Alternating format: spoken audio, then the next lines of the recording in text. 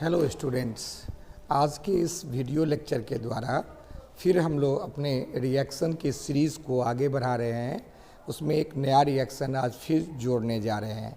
ये रिएक्शन अपने आप में बहुत ही कॉमन है और एज इट इज़ सारे एग्ज़ाम्स के लिए, चाहे बोर्ड एग्ज़ाम्स लेवल का हो, कॉम्पिटिटिव एग्ज़ाम्स हो, हायर एग्जामिनेशंस हो, ग्रेजुएशन ऑनवर्ड्स के एग्ज़ाम्स हो, CSIR नेट का एग्ज़ाम्स हो, सारे एग्ज़ाम्स के लिए अच्छा क्वेश्चन, अच्छा टॉपिक, अच्छा रिएक्शन माना गया।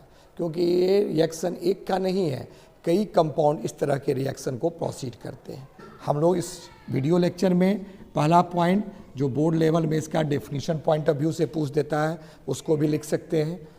इसके बाद इसका इक्वेशन, कॉम्पिटिटिव लेवल में कभी कभी इक्वेशन दिया रहता है और वो इक्वेशन पूछते हैं किस रिएक्शन का इक्वेशन है, उसको भी हम लोग जान सकते हैं। ठीक, उसके बाद जो उसका बैकबोन है रिएक्शन का, कौन सेक्शन है, मैकेनिज्म, इसके बारे में जानेंगे। मैकेनिज्म जानने के बाद इसमें कुछ ड्रॉबैक है, वो ड्रॉबैक जो है वही से क्वेश्चन अराइज होता है इस रिएक्शंस का, उसमें ड्रॉबैक। तो चारों सीक्वेंस पर और एज इट इज़ जो लास्ट में हम लोग ड्रॉबैक के बाद इसमें वही 5th पॉइंट में क्वेश्चंस देखेंगे। इस पर क्या क्या क्वेश्चंस आ जाते हैं उसके बारे में हम लोग पढ़ना।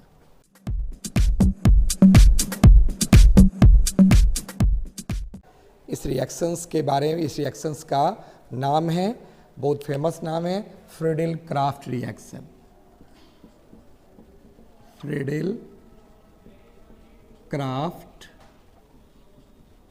रिएक्शन बहुत फेमस नाम है। अभी जो हम ये रिएक्शन पढ़ेंगे किसके लिए, फॉर बेंजीन के लिए। इस वीडियो लेक्चर में हम लोग बेंजीन के लिए पढ़ेंगे, फ्रीडेल क्राफ्ट रिएक्शन बेंजीन के लिए पढ़ेंगे, ठीक है। और अदर कंपाउंड्स, क्लोरोबेंजीन भी कर सकता है, फेनॉल भी कर सकता है, लेकिन हम लोग अभी टॉपिक है किसके लिए, बेंजीन के लिए।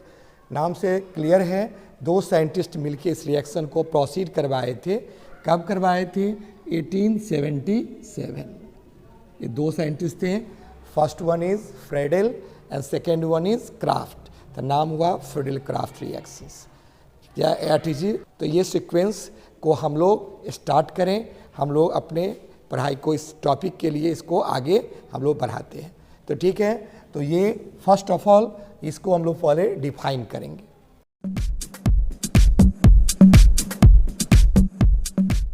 फर्स्ट जो है वो पॉइंट जो हम लोग का हुआ डेफिनेशन, डिफाइन कैसे करेंगे।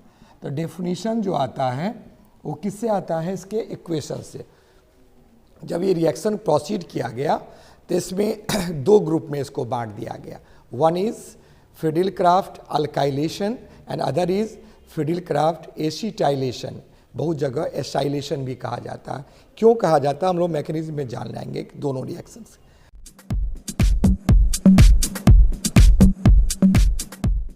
तो अभी हम लोग दोनों रिएक्शंस का जो बेसिक इक्वेशंस होते हैं उस इक्वेशंस को देखेंगे। इस रिएक्शन को दो पार्ट में बांटे। तो फ्रीडेल क्राफ्ट अल्काइलेशंस का क्या होगा, तो अगर हम लोग फ्रीडेल क्राफ्ट अल्काइलेशन का इक्वेशन देखें, alkylation, first one is alkylation का अगर इक्वेशन देखेंगे तो वो कुछ इस प्रकार होगा। इस प्रकार क्या होगा कि इसमें बेंजीन के ऊपर ध्यान देना है, बेंजीन के ऊपर, बेंजीन में जानते हैं सभी पर हाइड्रोजन है, हम केवल एक ही हाइड्रोजन को दिखा रहे हैं क्योंकि ये हाइड्रोजन जाने वाला है। और इसको अल्काइल हैलाइड कोई भी अल्काइल हैलाइड ले लेते हैं, RCl है ना, RCl जगह पर मिथाइल क्लोराइड ले लेते हैं, या मिथाइल क्लोराइड ले लिए और उसको रिएक्शन करवाते हैं। और ये कहता है अल्काइल हैलाइड, ये हम ब्रैकेट में से भी लिख सकते हैं अल्काइल हैलाइड। और इसमें जो कैटलिस्ट होता है एनहाइड्रस, बिना वाटर का AlCl3 है ना। इसके अलावा भी भाई कई कैटलिस्ट होते हैं, उसको भी प्रोसीड करा सकते हैं। हम लोग बहुत जगह देखा गया है, ये नहीं हुआ FeCl3 हुआ, जेड एनहाइड्रस ZnX2 हो सकता है, Cl2 हो सकता है, बोरॉन ट्राइफ्लोराइड हो सकता है, बहुत सारा। ये सब all these are Lewis acid, अब जानते होंगे कि लुईस एसिड क्या है, ये इलेक्ट्रॉन डेफिशिएंट स्पीसीज है। ये क्या करेगा, इस बॉन्ड को ब्रेक होता है, यहाँ भी बॉन्ड ब्रेक होता है, कैसे होता है बताएंगे, मैकेनिज्म समझ जाओगे। और यहाँ पर क्या हो गया, बेंजीन पर CH3 आके जुड़ जाता है, यहाँ से H, यहाँ से Cl, HCl निकल जाता है। तो अल्काइल ग्रुप जाके जुड़ा है, ये this one is alkyl group, तो इसीलिए नाम पड़ा इसका अल्काइलेशन।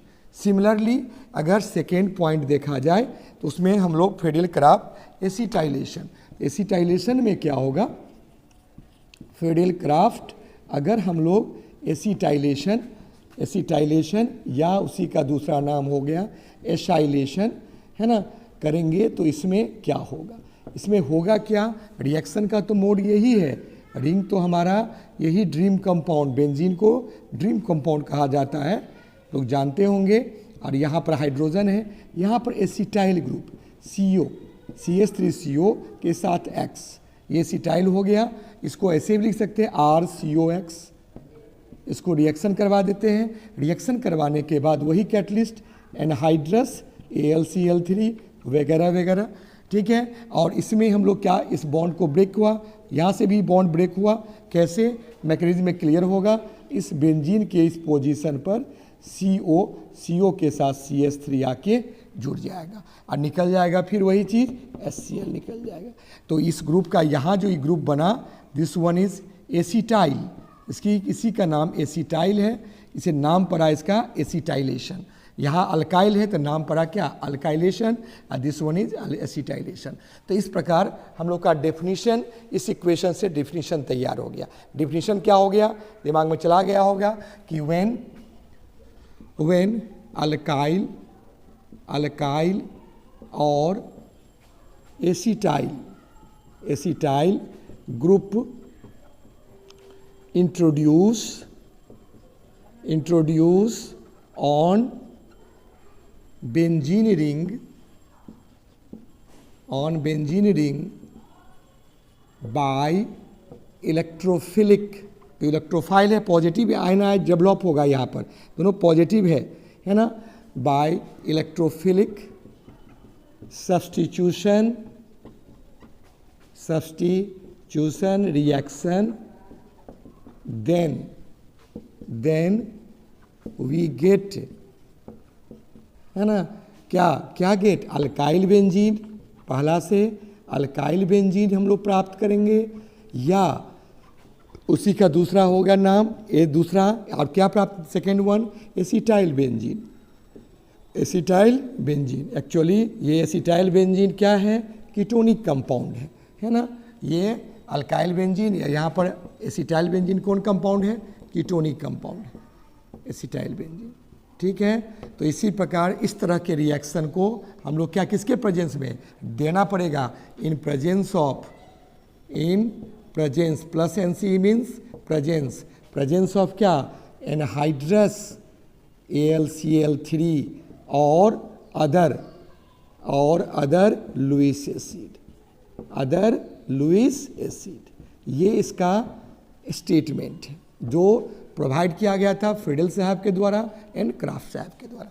ये स्टेटमेंट का दोनों इक्वेशन है, ये दोनों चीज़ हम जान गए। अब इसी पर हम लोग इसके इक्वेशंस को जानेंगे, इसका स्क्रीनशॉट ले लेना है। अगर कॉमन रिएक्शन पूछेगा एक एग्जाम में तो यही रिएक्शन दे देना, Friedel craft, alkylation, acetylation, plus minus करके, यहाँ प्लस माइनस करके दिखा देना है, रिएक्शन को प्रोसीड कर दे। लेकिन रिएक्शन का जो बेसिक चीज़ होता है वो उसके मैकेनिज्म, ये क्यों ब्रेक हुआ, ये तो काफ़ी स्टेबल होता है, तो ये ब्रेक क्यों ब्रेक किया, इसके पीछे क्या रीजन है, क्या हिडन सोर्स है, इसके बारे में हम लोग मैकेनिज्म सेक्शन में क्लियर करने जा रहे हैं।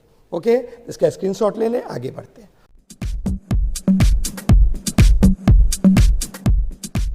तो थर्ड सेक्शन में आ गए हैं, दैट इज कॉल्ड क्या, मैकेनिज्म क्या होता है इस रिएक्शन का। मैकेनिज्म जानते हैं कि मल्टीपल स्टेप्स में रिएक्शंस होते हैं, कुछ स्टेप मल्टीपल्स होते हैं, जिसमें हमको पता चल जाता है कि रिएक्शन का ओरिजिन क्यों है, रिएक्शन हुआ क्यों है, क्या इसके पीछे हाइपोथेसिस, इसके बारे में जानेंगे। तो सबसे पहला स्टेप नंबर 1 है कि इसमें 3 चीज़ होगा।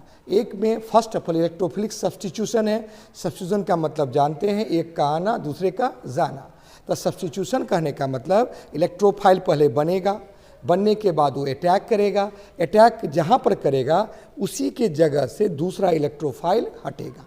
How many step? 3 स्टेप। पहला स्टेप इलेक्ट्रोफाइल का बनना, सेकेंड स्टेप इलेक्ट्रोफाइल का अटैक करना, थर्ड स्टेप जहाँ वो अटैक किया जिस पोजीशन पर वैलेंसी मेंटेन करने दूसरा इलेक्ट्रोफाइल जो पुराना इलेक्ट्रोफाइल है वो वहाँ से रिमूव होगा। ये 3 स्टेप में ये प्रोसीड होगा। तो यहाँ पर फर्स्ट स्टेप जो होने वाला है वो जनरेशन ऑफ इलेक्ट्रोफाइल।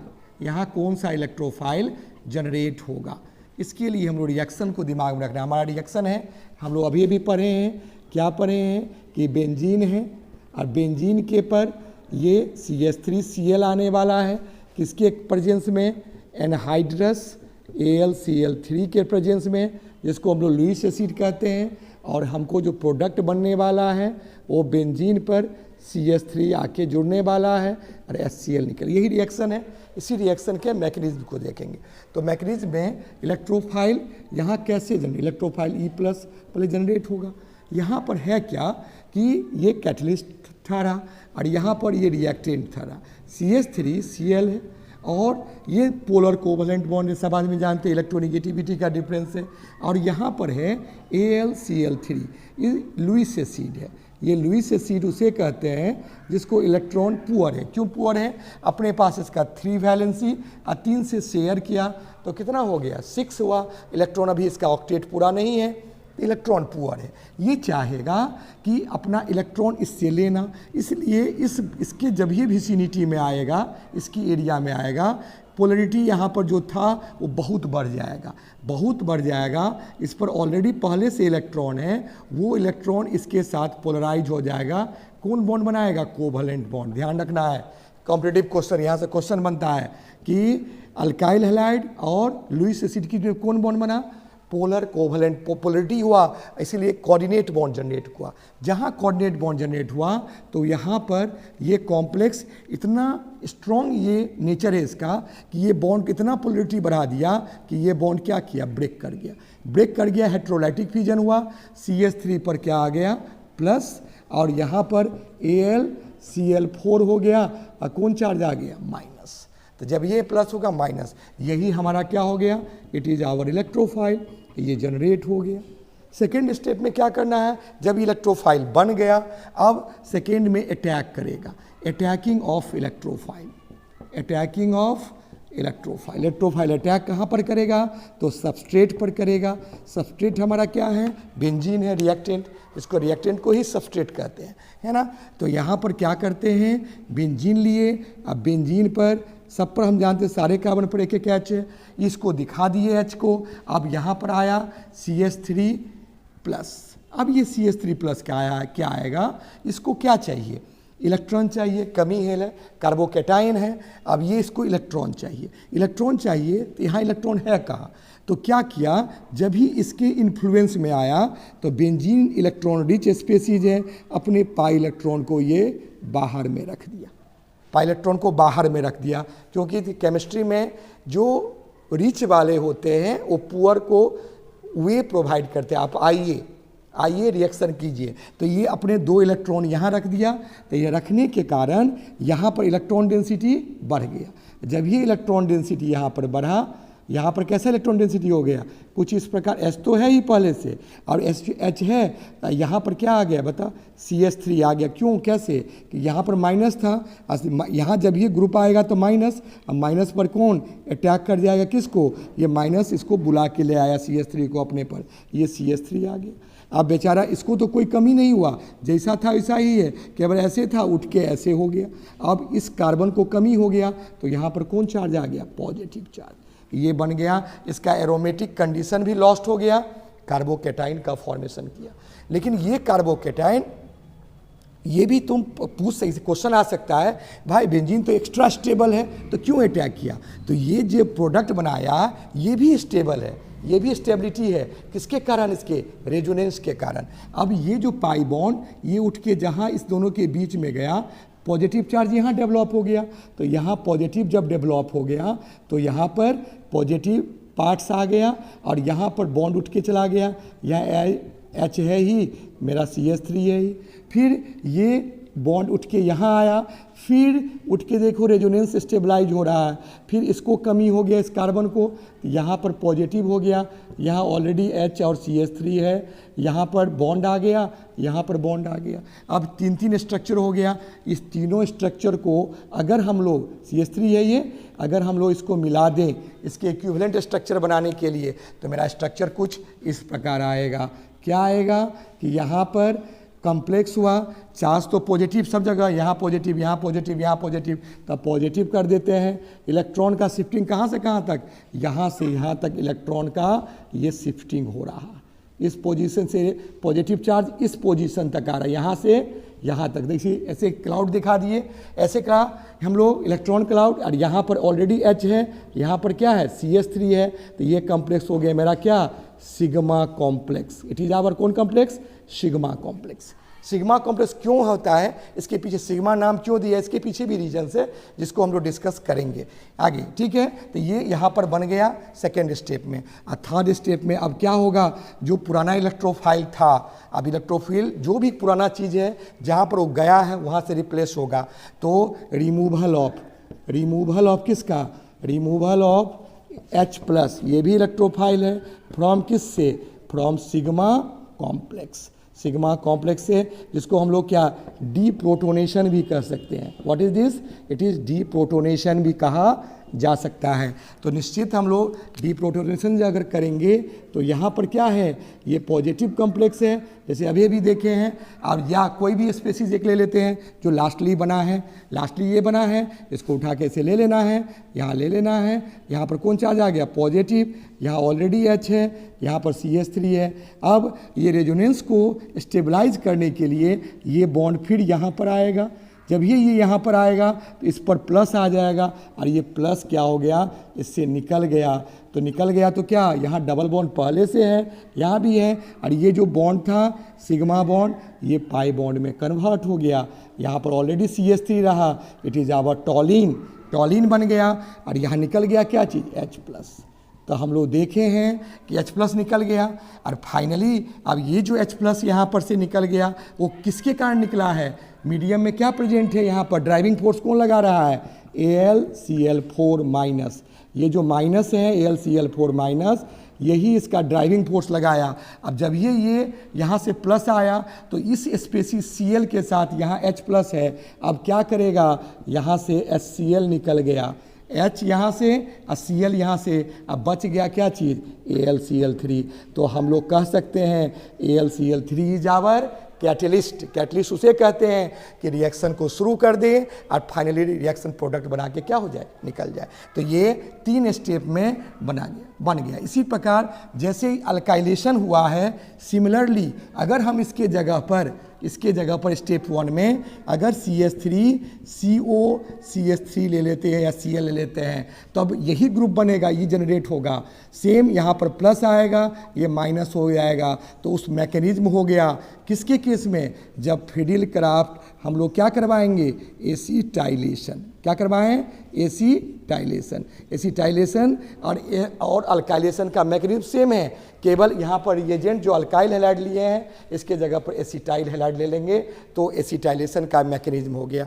ओके, हम उम्मीद करते हैं कि सीखे होंगे। फिर एक बार रिवीजन, दिमाग में मैकेनिज्म, पहला में generation of electrophile methyl carbocation generate हुआ, सेकेंड में अटैकिंग हुआ जिससे सिग्मा कॉम्प्लेक्स बना, और थर्ड वन में रिमूवल हो गया H का, जिसका नाम डीप्रोटोनेशन हुआ।